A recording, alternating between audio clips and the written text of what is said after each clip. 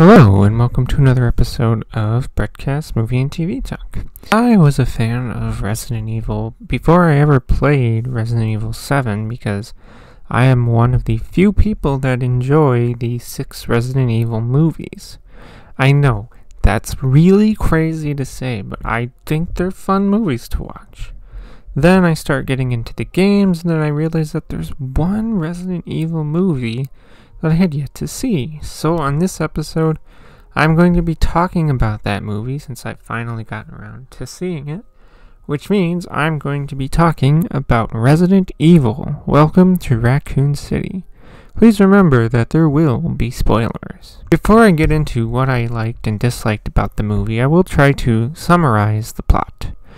This movie, in terms of plot, is like mashing up Resident Evil 2, and Resident Evil 3 games all together. This is because you have the zombie outbreak happening in Raccoon City, a team going to investigate the Spencer Mansion, and you have Albert Wesker trying to get into the Umbrella Labs to steal the G virus so he can sell it to the highest bidder.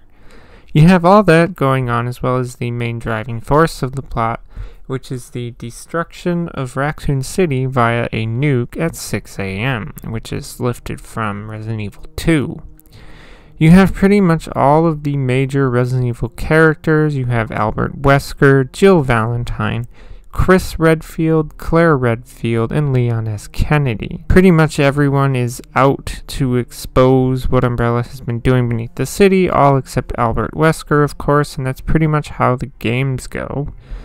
The movie ends with everyone trying to escape, but William, who injects himself with the G virus, goes all mutated and tries to stop them, but Leon kills it with a rocket launcher and everyone gets out, except for Albert Wesker, of course. So, what did I think of Resident Evil Welcome to Raccoon City? To be honest, it's definitely the most accurate Resident Evil movie that I have watched, even with the story being a combination of stories from mostly Resident Evil 2 and 3 with a little bit from Resident Evil 1.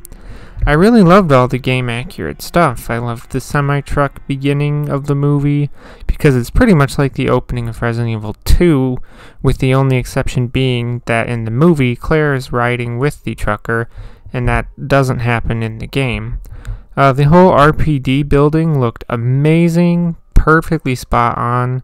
The Raccoon City orphanage looked straight out of Resident Evil 2, and I loved that. The look for Claire and Leon was done just perfectly, and I loved the inclusion of the piano puzzle in the Spencer Mansion because, you know, Resident Evil games have lots of interesting puzzles in them, so it's nice that they included a little nod to that. I really liked how this movie has more of a horror vibe, but it's not really that scary. But they tried, and they did better than the other 6 Resident Evil movies. I also loved the final scene with the fight against mutated William, that the other characters have to shoot the eyeballs out on his mutated bodies, because that's exactly what the final boss fight in Resident Evil 2 is. I honestly feel like the lower budget for this movie was fine, because nothing really seemed to suffer to me. People had said that the CGI in the movie was pretty bad, but I didn't think it was that bad. Definitely not as good as the creature CGI in the other 6 Resident Evil movies, but it still wasn't bad. I mean, it's not on screen that much. Like, you once get to see a liquor once, and then, of course, the end with the fight against William in his mutated state. But otherwise, you don't really see it that much. So what did I not like in this movie? Well, let me start with that I didn't like the person they picked to play Wesker.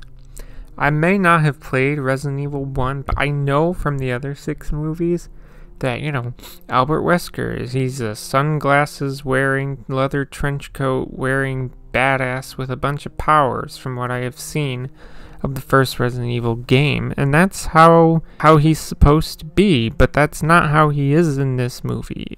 Wesker in this movie just feels like he's some guy, and that's it. He doesn't even get sunglasses until the post-credit scene where Ada Wong gives him some.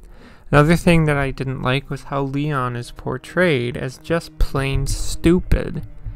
Like, yes, he's the playable character in Resident Evil 2, but he's not stupid, even if it's his first day.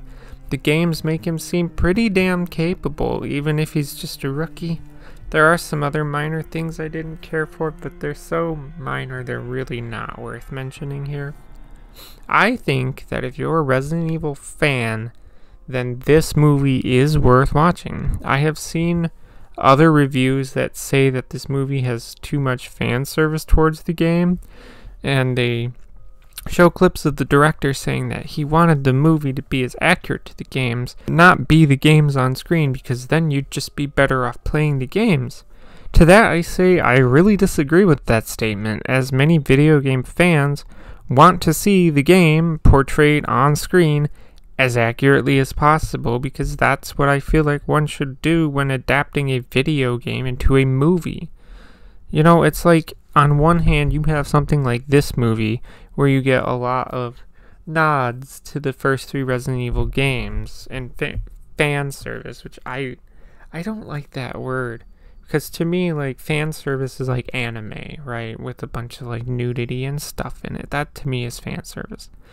But anyway, you have something like this movie that has a lot of callbacks to the games, which is great in my mind. But then on the other hand, you have something like the Uncharted movie, which felt like 10% faithful to the games that they're based on. So I would rather have something like this movie than something like the Uncharted movie. Resident Evil: Welcome to Raccoon City is a good and enjoyable movie. That's all I have to say, so if you like what you see and hear, feel free to subscribe. If you want to add to the conversation, leave a comment below. As always, thanks for listening, and goodbye.